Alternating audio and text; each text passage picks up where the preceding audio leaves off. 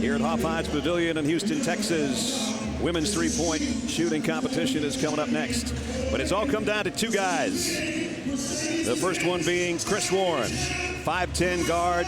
Orlando's his hometown. Ole Miss Rebel under Andy Kennedy, a first-team All-SEC performer.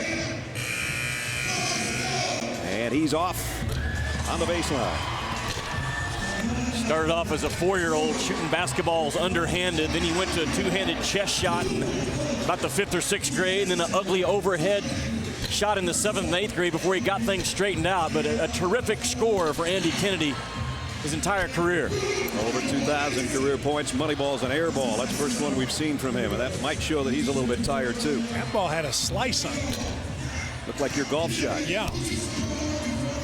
Top of the circle, that one rimmed out. Money ball for Chris. Goes to the right wing. He's going to have to put something together here and starts off beautifully. This has been his best spot through the previous 2 rounds. Got 2 of the first 3, 3 of 4. Money time. Got it. Last rack with 10 seconds to go. He needs to have a good last rack and put some pressure on Goudelock. And he's getting it right now. If the money ball goes, going to have a pretty good round. And it will. All right, put a little pressure on him. That's no guaranteed number right there. Nope. So Chris Warren.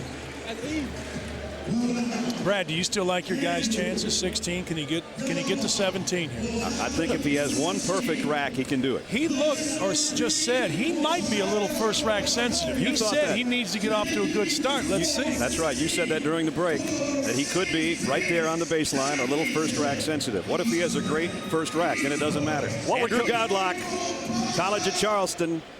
His semifinals, the best score we've had so far, and he had the crowd lit up. Ness, what would Bobby Crimmins say to him right now? Just keep firing as high as you can, get great lifts. And he's got pretty good first rack. Yeah, he's all right. There we go. He's off and running. He could make this easy. Well, look how he keeps his eyes on the rim and he doesn't get distracted by grabbing the next basketball off the rack. He might win this thing before he gets to the baseline if he warms up, but all of a sudden, a little struggle from the top of the circle. Now it's getting interesting. Goudelock, 1. Rims out the second. He's going to have to put some together here. Money time. He got it. Now he just needs a couple on the baseline. There goes 1. There goes 2. He's got it. Take your time, Andrew, and knock it down. Yes. Woo! Congratulations, partner. All that practice with Goudelock last night in this arena paid off for you two. He made all 5 at the end, and he wins it going away.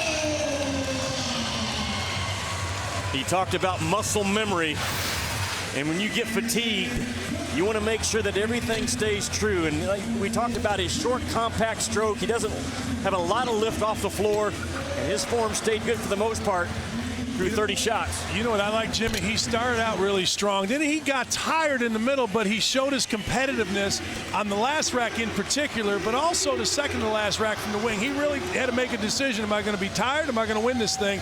And he won the thing. And like the true heart of a Cougar, he took his time at the end and said, fellas, it's all over.